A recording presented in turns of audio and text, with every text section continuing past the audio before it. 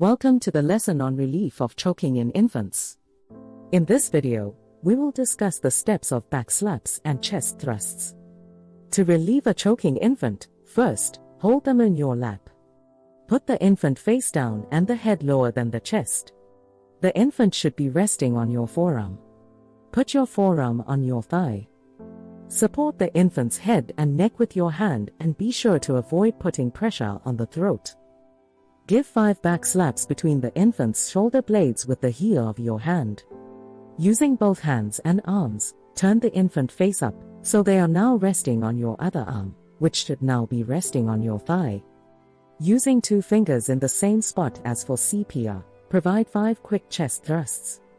If the obstruction is not relieved, turn the infant face down on your other forearm and repeat the process. Continue until the infant begins to breathe or becomes unresponsive. Try to keep the infant's head lower than the body when performing back slaps and chest thrusts.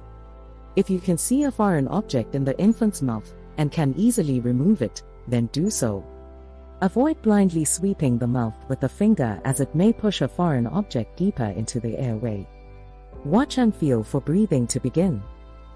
If the infant stops responding, position them on a firm, flat surface and yell for help. Check for breathing and begin CPR. After 30 compressions for one provider or 15 compressions for 2, open the airway and look for a foreign object. If visible, remove it and attempt to ventilate with 2 breaths. If the infant does not respond or begin breathing, then continue to provide CPR until additional help arrives. You will know an infant has become unresponsive as they will stop moving and squirming in your arms and the body will become limp. In this case, begin CPR immediately with chest compressions followed by giving breaths. This concludes our lesson on relief of choking in infants. Thank you for choosing Save a Life by NHCPS as your provider.